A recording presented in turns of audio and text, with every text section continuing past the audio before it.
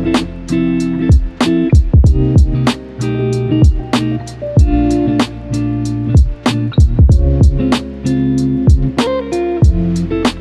everyone, and welcome to another episode of The Everyday Leader. I'm your host, Dr. Nomacete. Today, I'm here with a healthcare executive with over a decade of experience across South Africa's public and private healthcare sectors. She is a chief medical officer, a director, and co-founder of Horizon Care. This woman is a powerhouse. Dr. Sete, I call you Sete, but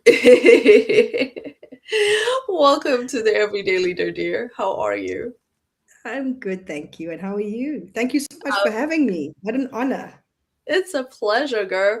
Listen, I don't want to butcher your name, especially your last name, because I know South African names are a bit, tongue twisters. So how do you say it? So my full name is Nomacete. Uh-huh. So there's a ka in the middle. And then my surname is Tshume. Tshume. That's not too bad. That's not too bad. Yeah, I could have pulled that one off. I just didn't want to take the risk. Oh my gosh, so good to have you here. Are you where are you now? Cape Town or Joburg? I'm in Joburg. I'm based in Joburg, so I'm at home in Joburg. Okay. I mean, beautiful cities in South Africa, to be honest, is one of my favorite African countries. Yeah, so we met at the Executive Leadership in Global Surgery program at University of Cape Town, and you are one of the amazing leaders in global surgery that I've met. Just room full of interesting people, to be honest. It was. It was. And, I made it my mission to have each and every one of them on the pod because there's just so much to talk about. And people are just they're innovative, they are passionate, they're authentic with what they do and why they do it. So I think you are the second female, and I think the fourth from the people that have, we were in the program with. So we're incredibly blessed. I mean, we had a room full of incredible people in our group, and we've kept in touch. We still have our group, which is awesome. I actually had a bit of imposter syndrome when we all met. I was like, oh my gosh, what am I doing in this room? You, of all the people, right. I did. I feel like you were actually, none of us came from private sector in that room except you, right? No, Tao so. And you. Yeah, Tao, yes, Tao and me. And also the ophthalmologist, I think, also has a private sector clinic. But yeah. But yeah, no, I was the voice of private. You really were. So it was so good to have everyone just coming from different backgrounds, and it makes you understand global surgery from different lenses that you would otherwise would not be able to look through. So it's been great. So I mean, anybody who knows you, equity, quality, accessibility, those are the words that are central to what you do right now. But before all of this, before these terms made it into your dictionary, who were you? What's your background? What's your story? Sure. Okay, let me take it all the way back. So I don't know if you ever heard of Port Elizabeth. It's called Gqeberha now. It's the fourth largest town in South Africa. I was born there at a hospital called Livingston Hospital. It's still there. I was a very sickly baby. I mean, I spent my first few weeks in an incubator. Right up until I was 9, they couldn't figure out why I just had breathing problems. They were even thinking about putting a tracheostomy in me so that I would have to be dependent on oxygen. My parents fought. They took me into private care, got a pediatrician. And he said, no, she just has recurrent bronchiolitis. We just need to put her on steroids. And when it happens, she doesn't need to be put on oxygen. We just need to treat symptomatically. And that doctor, Dr. Benson, was my hero. So he's part of the reason why I decided from 3 years of age that I'm going to be a doctor. That was my dream. Everything I did in school was always towards the goal of being a doctor. You know, you have to be academic, you need to be an all rounder, you must have your sports and your cultural stuff as well. I grew up predominantly in KwaZulu Natal. I was actually the first deputy head girl of my school, which was previously an all white girls' school. And that was, I actually did that. I wanted to get a leadership role because I knew to help me get into medical school. It wasn't even, it's one of those things that will definitely make your application Yeah. stronger. My Hmm. parents did say, take a year off. You've worked really hard through school. Why don't you just take some time off and then come back after a year and start medical school? Because I got accepted in standard 9, which is what, grade 11 now. But I was like, no, no, no, I want to start. I want to finish. I want to start working in the community. I can't waste time. And then guess what? After my second year, I dropped out. So in the curriculum that we were on, every Monday we had a test. That means Wow. that if you want to go out with your friends on the weekend, you're not going to be able to pass your test. Yeah. And I had to choose now between being this nerd in school and now getting to university. And I've got friends that are going out every weekend and we have a great social life and this demanding program. And I was just like, I can't do this. So I tried a Wow. few things. I went and I tried to do maths and whatever else outside of medicine. And it just brought me right back. I realized I've always supposed to be a doctor. There was no point.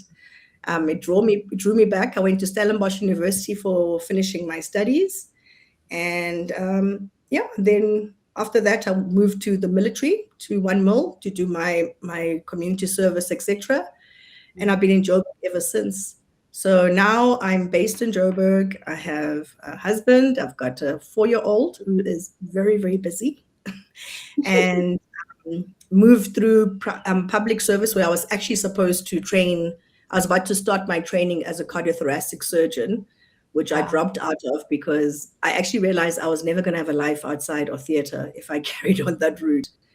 Then I went into private. I worked in emergency care. I was doing international evacuations on an air ambulance to telemedicine. So coincidental. I just gotten married, and the CEO of one of these companies approached me to say, you know, I think you'd really be good in a role.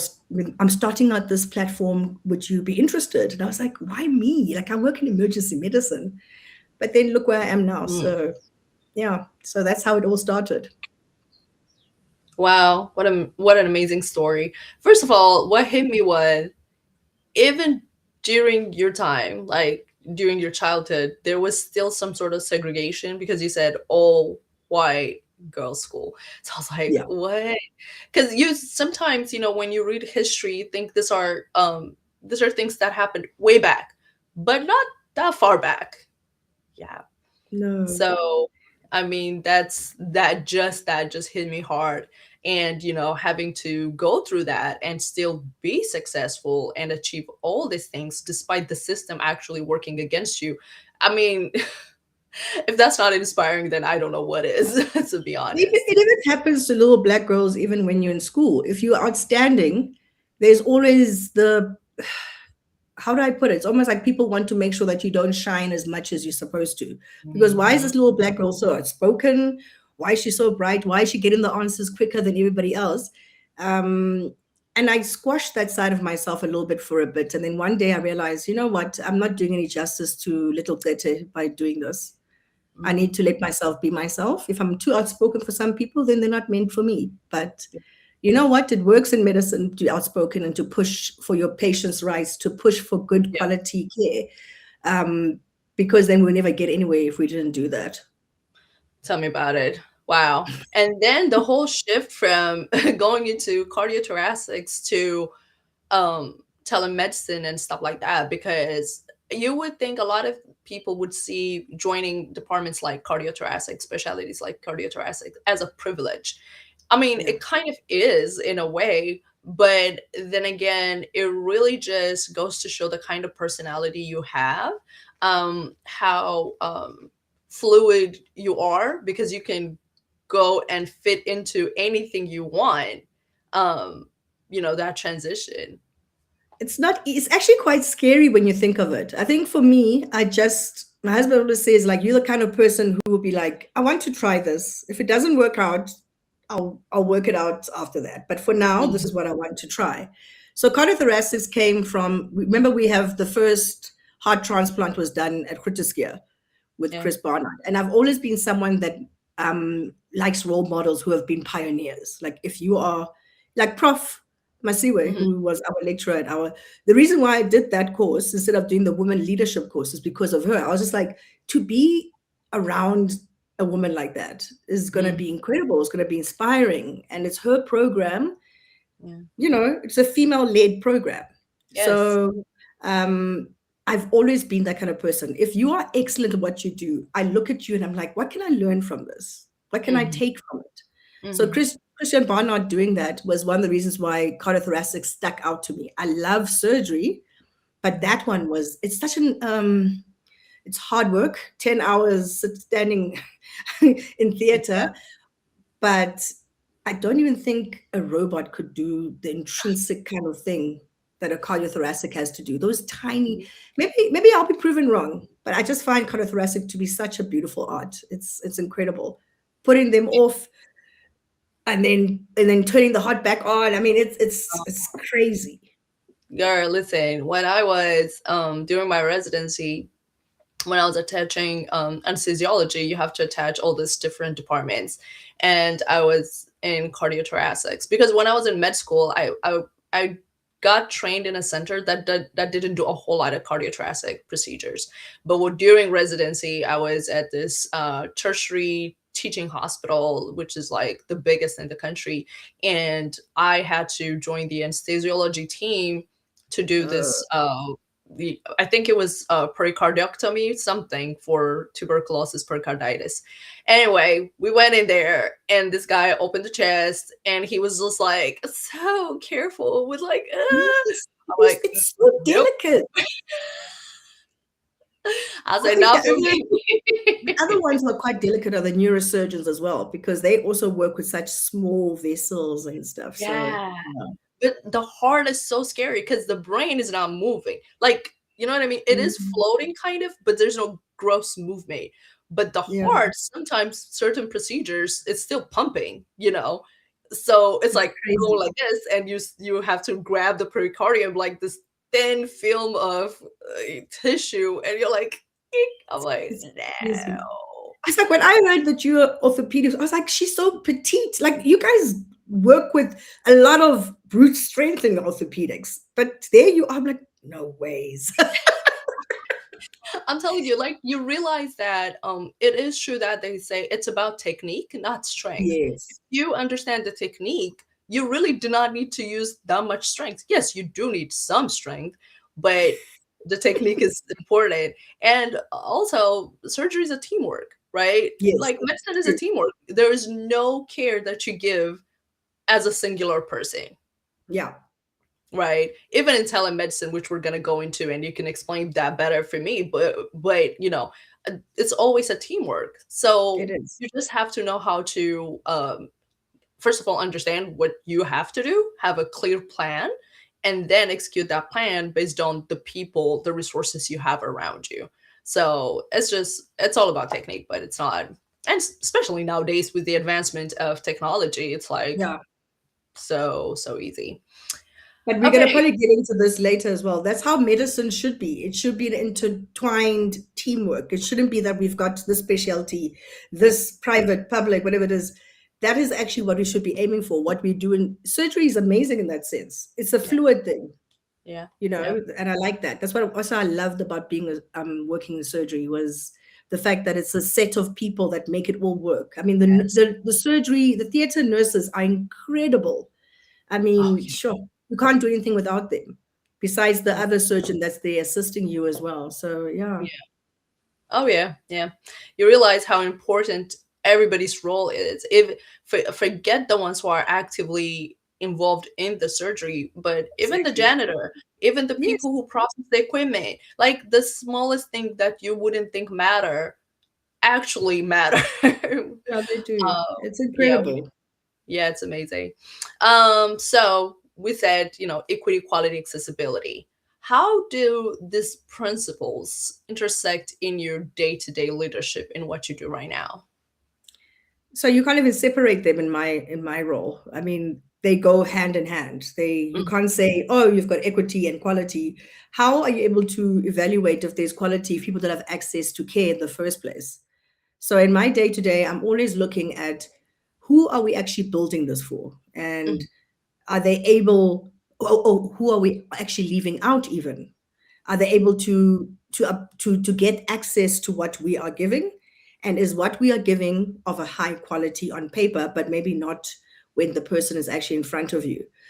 gotcha. So those are the principles that I lead on, and Mm, also that I work with the people that I work on the platform with as well, with my entire team. We always keep those three things together for the sake of our patients and for the sake of making what we do to be mm, of the highest quality. mm. I love that. So, I mean, given your experience in telemedicine, which you already kind of alluded to earlier on, uh, forgive my ignorance, but telemedicine kind of took off during the pandemic, um, everywhere. It was really leveraged. I think it was there, but not. But the pandemic kind of accentuated its necessity and its important role within the Yeah. bigger healthcare system. So, what do you think telemedicine? What's the role of telemedicine in general, if we take out circumstances like the pandemic where people cannot leave their house, public transportation where it's limited and stuff like that, but beyond all that, what is really the role of telemedicine in the health sector? So I actually started in telemedicine in 2018. So it was before the pandemic.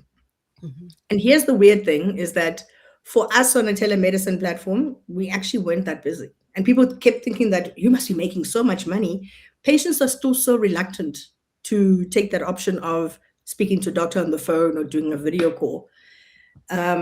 But yes, like you said, it was highlighted during that time. HPCSA, our health professional body, they actually put in guidelines during the pandemic.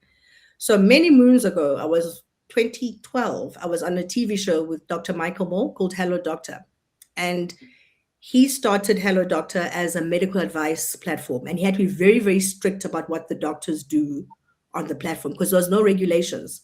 And it was actually frowned upon by health HPCSA for us to actually give treatment beyond medical advice on the phone. How times have changed. I mean, Michael was taken up to the board to be facing the fact that he was now dishing out medical advice and giving treatments on the phone. It's against HPCSA. Now there are platforms sprouting all over the place.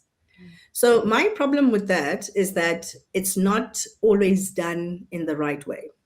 And one of the best ways to actually do it the right way is have doctors leading it. Too many entrepreneurs, people that are in other professions and whatever it is who want to make money through telemedicine are actually leading those. So I'm proud to say that I actually have a telemedicine platform that's led by a doctor who's got experience in telemedicine. Um, and I'm actually trying to do it the right way. I think regulation of what's happened in telemedicine needs to be very, very stringent because otherwise our patients are the ones that suffer. Yeah. So how telemedicine features now post COVID is that there are people out there to this day, elderly, vulnerable people, the elderly, they are very young, the people that live in the rural areas that have to walk many, many kilometers to get to a clinic. When they get there, the queues are excessively long. Hmm. Um, and they end up not even seeing a doctor on that day, even though they need to. And all they need is just to renew the scripts, get the blood pressure checked, check that there's no target organ damage. Should I actually simply, it just means that whatever, let's say you're hypertensive and then you're not well controlled, they have to check that your organs are not being affected by the blood pressure issues. Then there's us working moms who you just want a script for your contraception, and or you just want to refill. You are well controlled. You got your blood results. You just want another refill of your 6 month script. So all those people can now say, I don't have to go and make an appointment to see a doctor. I can just click on my phone on my laptop, do a consultation, 15 minutes, I'm done. If I need bloods done, the doctor will send me a form. I can go do my blood results. So there is a definite gap that telemedicine can fill. And where, but if you're doing it properly, when a patient is not for telemedicine, those you refer for in person. You don't try and use telemedicine in places where it doesn't belong. Acutely ill patients that have got unknown sources of bleeding, etc. I mean, what are you doing treating that kind of patient on a telemedicine platform? High schedule medication. You don't know how many other doctors the person has gone to because they're addicted, and now they're coming to you to ask for a Schedule 6 drug. You see, those kind of things are things that I think we need to be so careful in telemedicine. But Mm, the flu, obvious, uncomplicated UTIs, things like that are so easy to treat online that they don't need to wait in a queue. So that's the place where you can fit telemedicine in, and it's very, very effective and it's convenient. And as long as you keep to proper clinical guidelines, your patients will always be happy. yeah. Wow. I agree. I mean, there is definitely a huge role that it plays and a gap that will fill. But like you said, it's amazing. It's amazing to me that you said you are very pro regulation, because as a doctor you actually understand the consequences. You're not just in it for the profit or whatnot. These are real people, real lives that are being affected. So you being pro regulation as someone in this sector is actually, I think, very important. And you would be, like you said, an important patient advocate as Yeah. well. So I love that. And like you said, it really addresses the issue of accessibility, which is one of the biggest issue in health inequity, right? Yeah. Lack of access is one of the biggest challenges. So it kind of bridges that. I mean, as long as you have good broadband coverage and stuff like that. How about But you can even do it as long as you can identify your patient. Like, let's say you do a telephonic, you phone them directly. As long as they can give you the ID, assure you that it's them, you can even do it there. I mean, it doesn't have to be that you've got internet or whatever it is. As mhm, long as you know you're speaking to the right person, you've got the identity, etc., and you can send them documentation, then you're good to go. But it's all yeah, about taking the proper steps to make sure that you're speaking to the right person, etc., etc. yeah. How about the personal data of patient, private data of the patient? What's your take on that? How do we You have protect to that? protect. Yeah. So we've got software that does that, Mhm. that makes sure because we use a platform that's completely POPIA compliant. Mhm. Um, Even your calls, we use a certain line to speak to the patient, not your own personal line. Um, it's so important. I mean, patients sometimes will send you photos of things that you wouldn't want anyone to Mhm. hack and find. So that's what I mean about regulation. If people are not doing those things, then how what are we what trust are we getting in our patients then? The other Exactly. thing, an example that I have that has something that has always irked me is people treating infants online. I don't Mm. recommend it. That's a murky Infants have got territory. so many little nuances that you need to able to see when you examine them. For you to make an assessment on the phone, oh, it breaks Yeah. my heart. And starting tiny babies on antibiotics Ooh. without actually touching them and seeing and doing the right examinations. I think it's even worse now because I'm a mom. My Mm. son is turning 5 in June. He's never been on antibiotics. I'm that mom. He and Wow. he is 30 kgs. He's bigger than everybody else in his class. He's strong. He gets Wow. over infections very quickly because I let his immune system work. Mhm. Mm. So, and there's a very much now. I remember when I was still doing in academia and how we talk about stewardship of antibiotics, and I took that to heart so much to the extent where I don't think I've been on antibiotic for many many years, and he's never been on one Wow. um, because we know what's supposed to happen when you get an infection. Give your Yeah. body a chance. If it can't do it, then go ahead and take an antibiotic, but not a small cough for one day. Suddenly now Mm-mm. the child is on augmentin. Those are big guns for those small bodies. Completely agreed. So tell me about your baby, Horizon Care. Not not the The 4-year-old other baby. baby. So Horizon Care came about. So I've worked with few people that are not in the medical field that do telemedicine, where they hire doctors, nurses, etc., and we do the clinical work when there's people running the business in the background. And just over a year ago, I decided that, you know what, I actually need to be brave enough to just do this on my own. I don't need non-medical people to run things for me, Mhm. but I've got an amazing team. So I've got three people on our team, and it's all female, all black female led.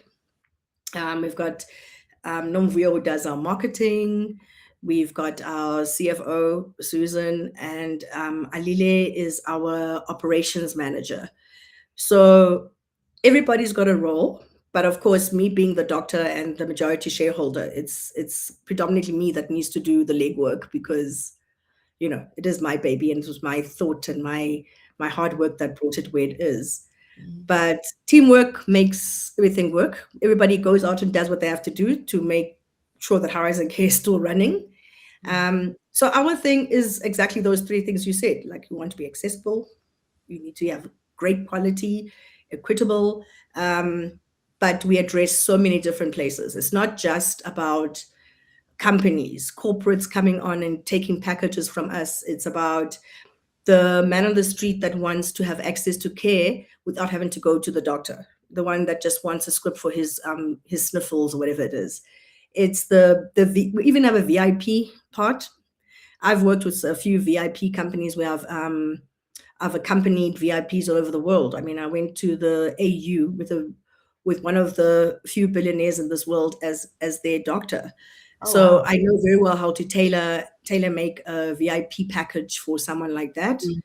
Mhm. And then, of course, as we're growing, as we get funding, we will want to put mobile clinics out there in the rural areas where people can actually access us. For now, they can do it via our website, which is not ideal because I can imagine trying to tell your grandmother how to dial into a online platform, et cetera, without Wi-Fi and all those things.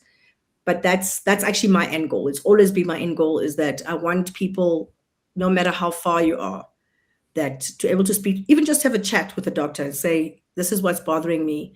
Do you think I need to see someone, or is it something that you and I can deal with? That's all, just so they can have that chat and know that Mhm. there's someone there. I can send the script, one of our clinics can send the medication to them or whatever it is. That's the end goal. But for Yeah. now, it's just about building our client base and giving people the access to incredible care of people that have got the experience to give you the incredible care. Because I'm very stringent about who we bring on to the platform as doctors as well, even our mental health practitioners. And I'm on the ground, I'm doing consultations myself too, because sometimes all you want, you saw me on LinkedIn or wherever it is, and you want to actually speak to Dr. Tete. So Yeah. I'm available. Yeah. So basically, we just want to make sure that people have access to care and Yeah. quality care at that. Yeah, that's very important. I mean, like the core of medicine does not change whether you're practicing it virtually in a virtual setting or in the physical setting, right? Patient safety is priority. The do no harm, at least the Mhm. basic of it, have to always be adhered to. So, and like you said, as a doctor, you understand these concepts because that's what you've been trained in, versus someone who doesn't have medical background and just looking at it as a purely as a business setting.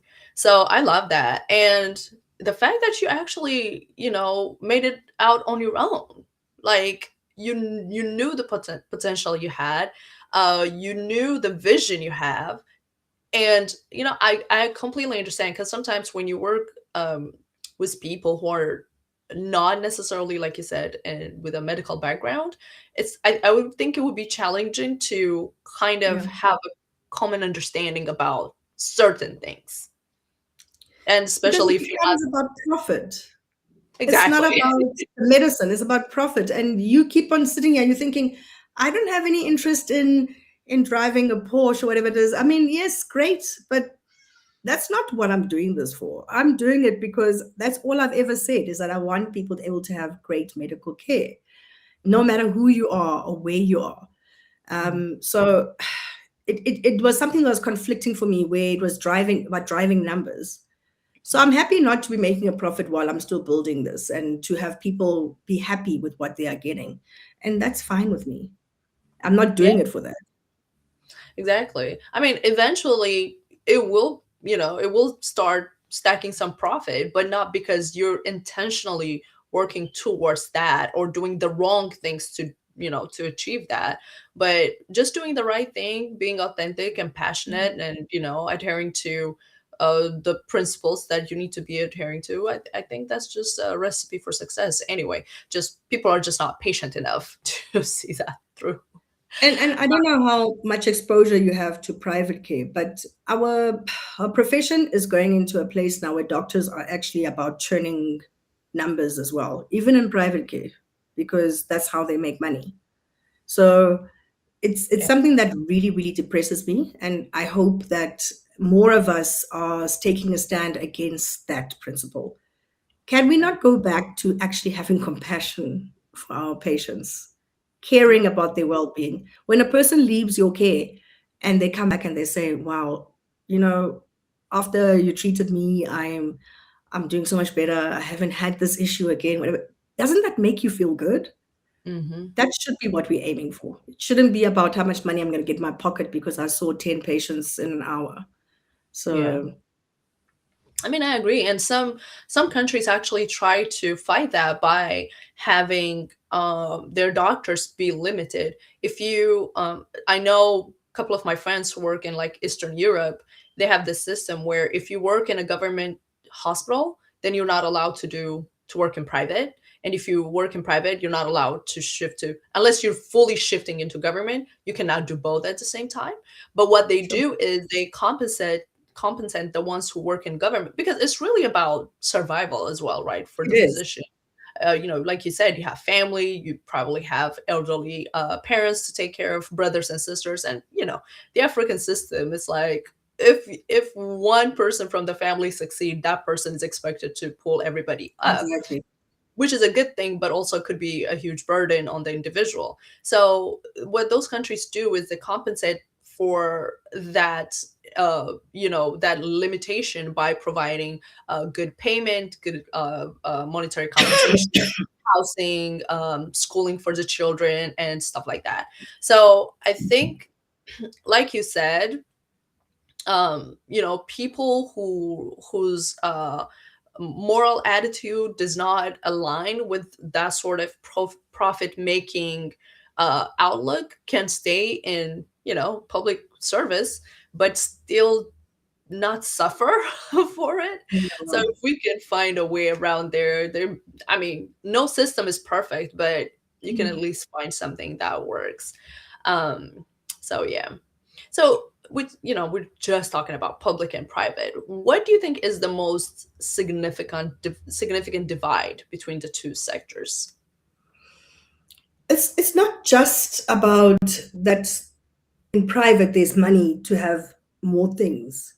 It's Mm, also about systems and how they function.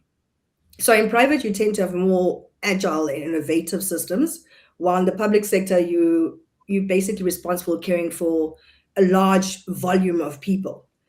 So it's something that I think our country is trying to go to, but I'm not sure how, seeing what's happened in the UK with that kind of system. But collaboration between private and public is something that needs to happen for us to succeed. We can't do it alone. They can't just be walking parallel to each other. So the divide for me is financial and mm, also the access.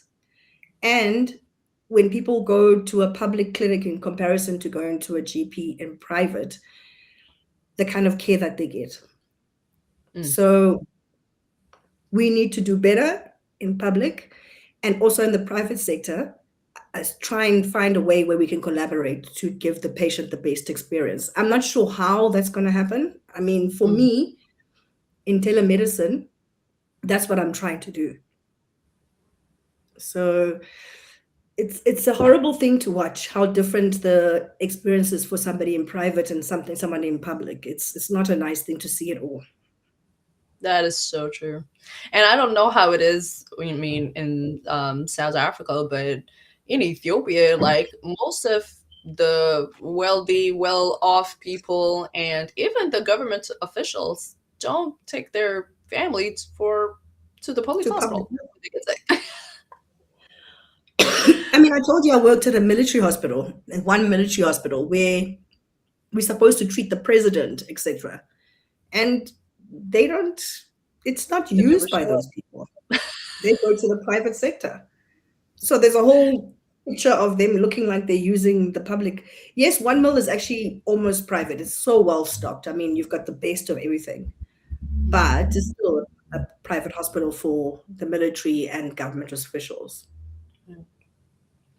Yeah. So I don't know. Like I really, like you said, there needs to be some bridge between the two. There needs to be some sort of collaboration. Without it, it's not going to be sustainable for either side, to be Yeah, honest, because the private sector can only um serve a very small actually portion of the population, and the public sector has the largest portion of the population with the least resource. yeah. So those two have to build something together. There needs to be a bridge, but like you said, where that bridge is gonna happen is a question of the century. But I think we need to figure it out quick if we really want to see any significant change in our healthcare system. Just we just cannot do without it. Funny So enough, I actually gave a talk to the ethics committee at UCT last year mhm, through mhm, one of our alumni from our course.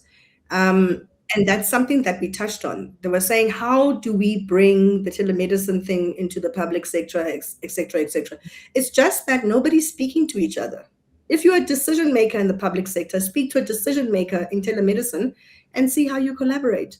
Because yeah, then, instead of referring my patient to some obscure GP that they can't get to, I can refer them to a public sector where there's a doctor I spoke to there, and then you can see the patient. It doesn't yeah, have to be private to private. mm-mm. And Yeah, some of the best patients that we have are in the public sector. mm, exactly, exactly. Yeah. So I know we focused more on telemedicine because that's your area of expertise, but what other innovations do you believe hold the greatest potential in the near future to create transformative change, especially in kind of like this global surgery lens? Sure. I think global surgery is something that should be huge, and it will be, because look at the course that we went to.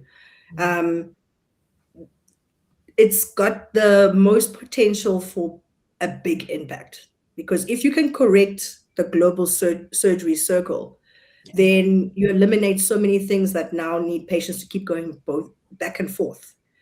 So maybe making sure that in global surgery there's better training platforms, smarter use of technology, even thinking about how surgical care is delivered. Remember, we had one of our colleagues did the a project about how you save time mm-hmm. in surgery. Mm-hmm. So it's not just about cutting edge tools in isolation, it's more about how you scale those solutions to reach more people. Yeah, So the course we were on is exactly what needs to be happening. More training, yeah, more ways of making people think about how they can improve the global surgery. So besides telemedicine, which I think is definitely innovation that's going to change things in medicine, I think global surgery is something huge as well. yeah. Yeah, I love that because, like you said, when we talk about innovation, we think it's like something like an equipment, or you know, but sometimes it's just systems, sometimes Yeah. it's protocols. Yeah. So it's very important to change that outlook when we talk about innovation, not just focus on, like, we're not just talking about robotic surgery or, just, I mean, AI is very flexible, it can go into all sorts of stuff, but you know but changing that perspective, and like you said, unless and otherwise you get exposure through such trainings, you will not have that perspective.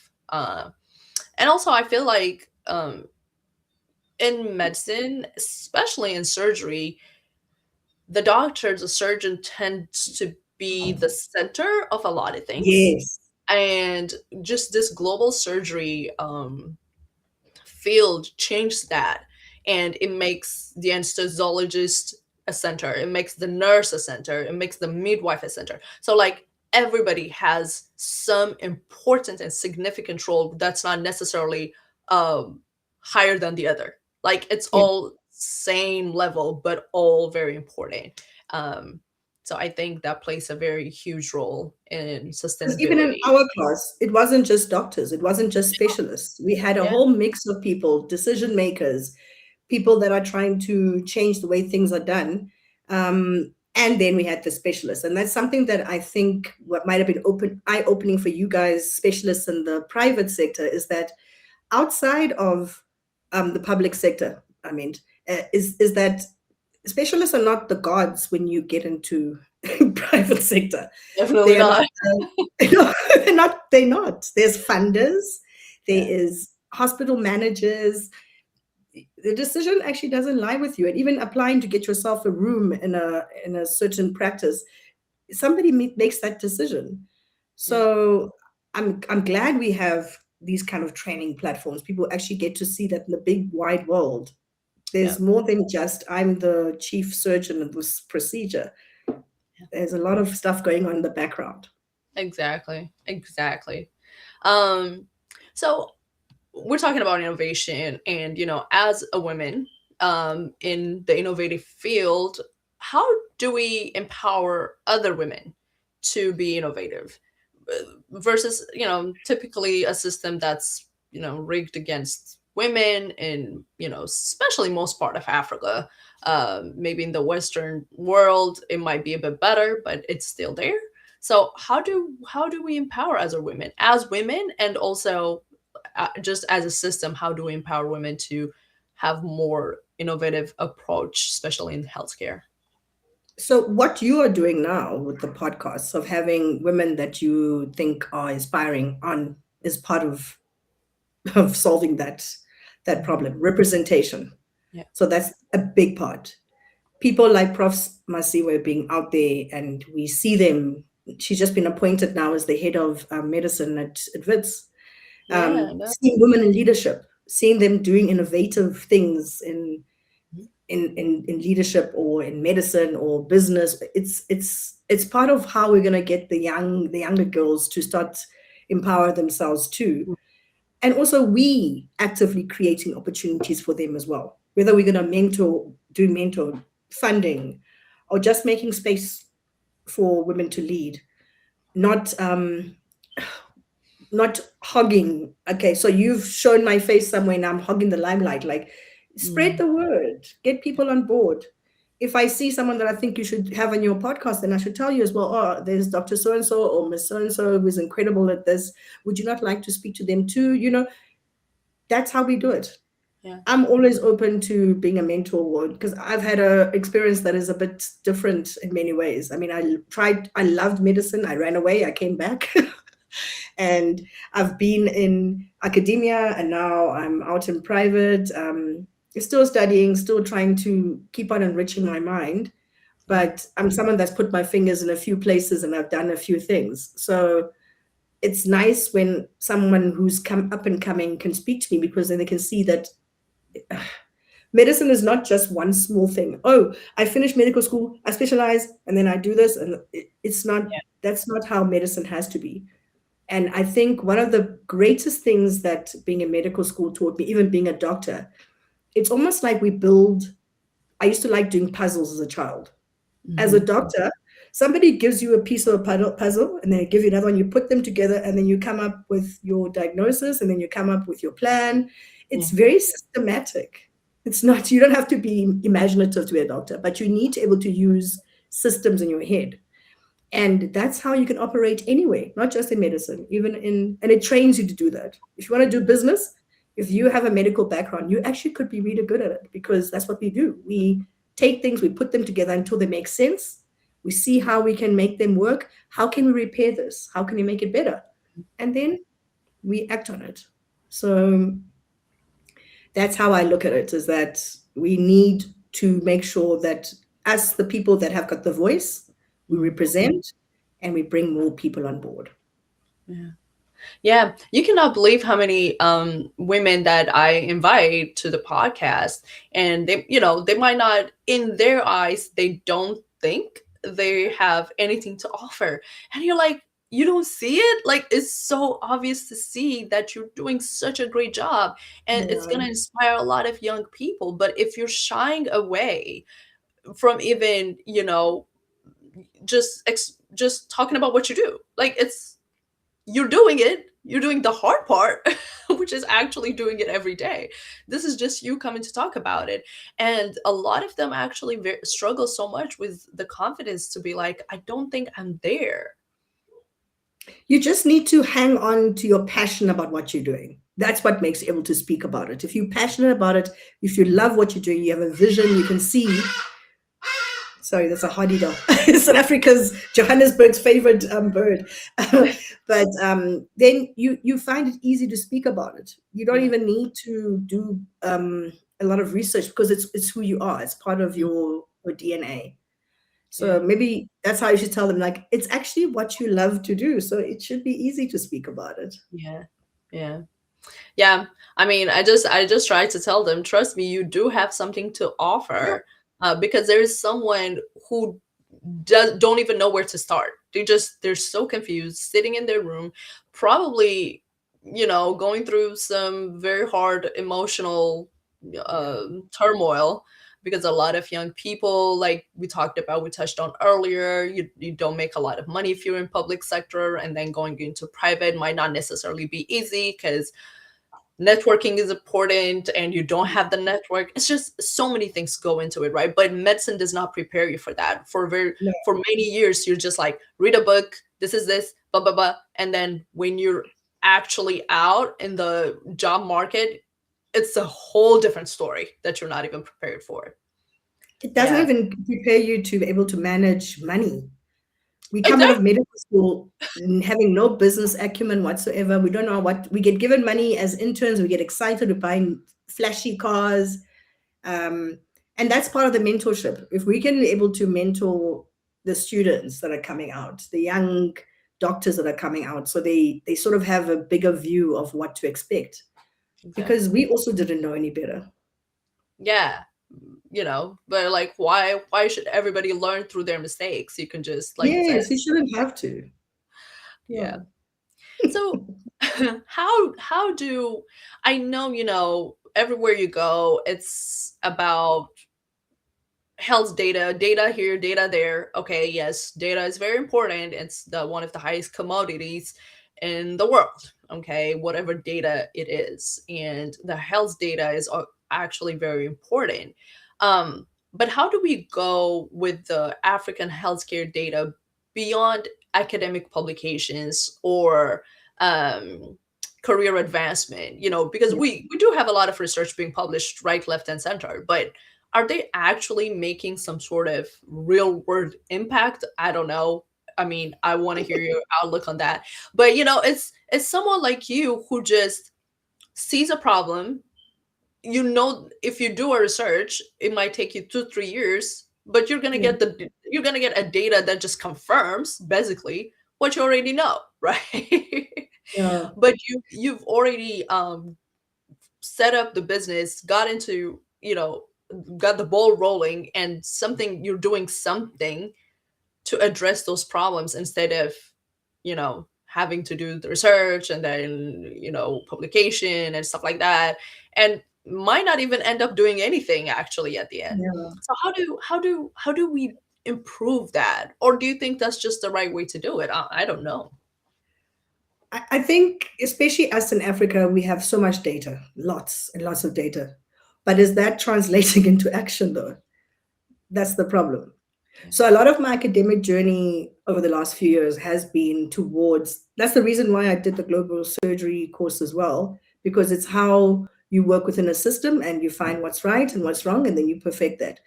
What I used as my example was actually the telemedicine platform that I was on.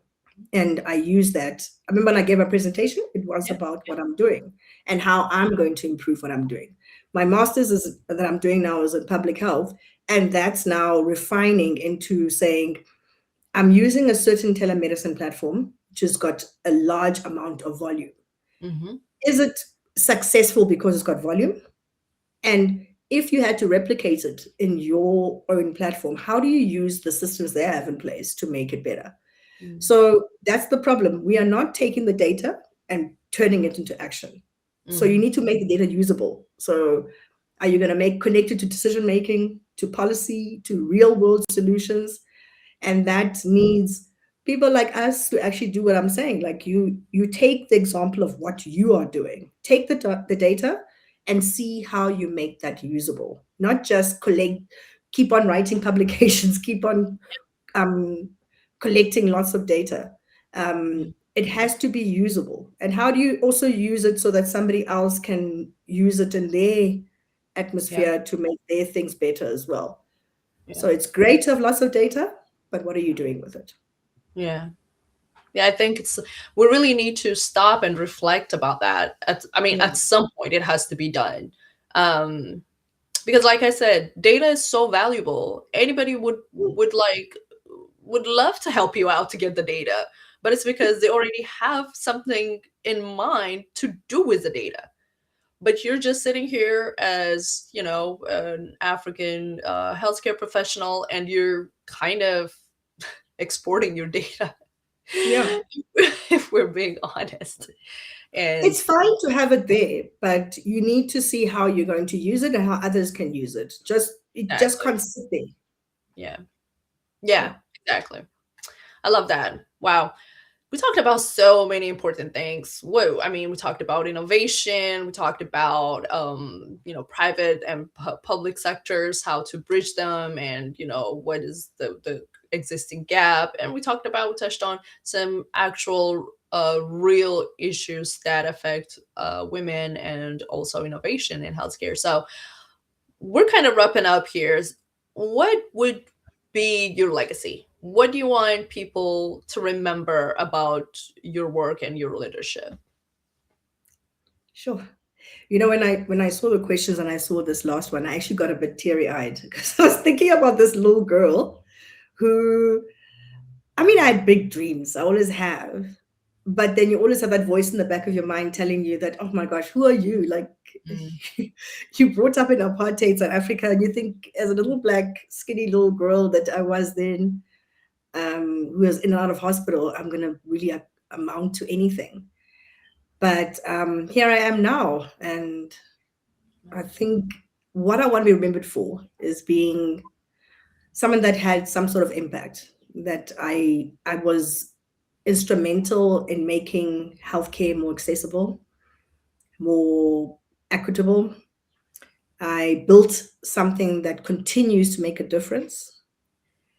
And I have a deep well of compassion for my fellow men and women. I just want everybody to be able to get the most out of healthcare, mm, um, and to come out with a positive experience.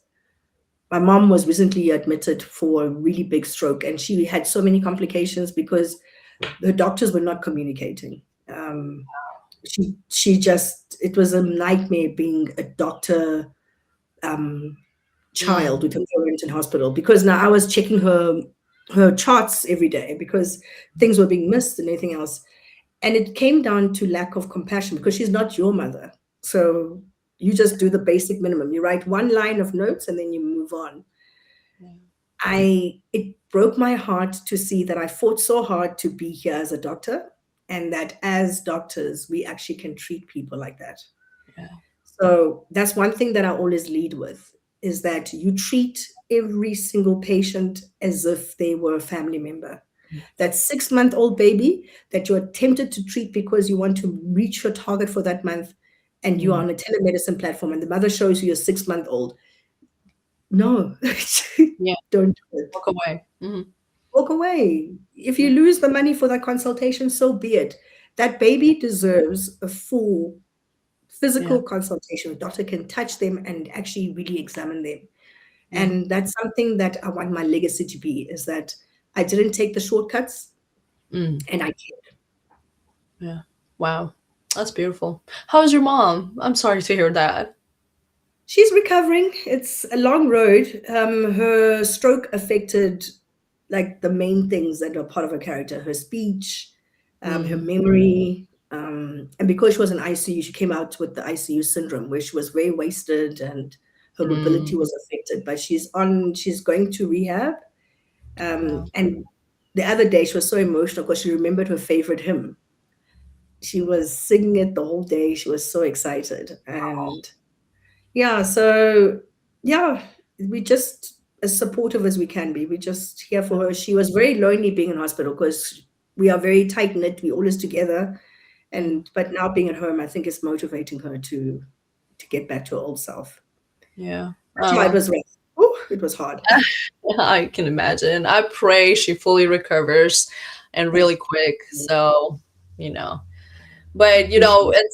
it's really admirable that you have, like I said, you have your, your own issues with at home, and then you have a child, and then you have a business, and then you still have the responsibility as a doctor to be compassionate for your patients, towards your patients and stuff like that. So you're doing great things. That's for sure. Oh, that's so sweet. Thank you so much. But I think it's not something special that I'm there for my patients.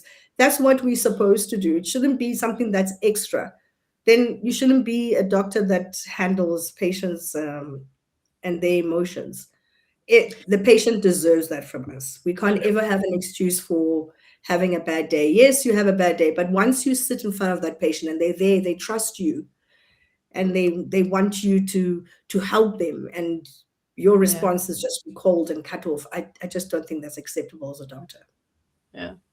Yeah, but we award a lot of things, right? We award academic advancement and stuff like that, and we have to award compassion. I mean, because not everybody has it. Not everybody has it. So we have to encourage those who do have it. We have to recognize them, just so that people would see how important it is to have, even though it is something everybody must have while practicing medicine. Thank you Most so definitely. much. It's been a great hour. I loved talking to you. I think you've made so many valuable points, and whoever is going to be listening to this, somebody young, somebody just starting off their career, don't really know where to go, where to start. I think this is going to help them a lot. So thank you so Thank much. you so much. I really hope that there is that young aspiring person out there who's going to see it and see, especially the young girls. I hope they'll see it and be like, you know what, I didn't think I wanted to do medicine, but you know what, it's probably worth it. Yeah. 100%. All right. Thank you so much.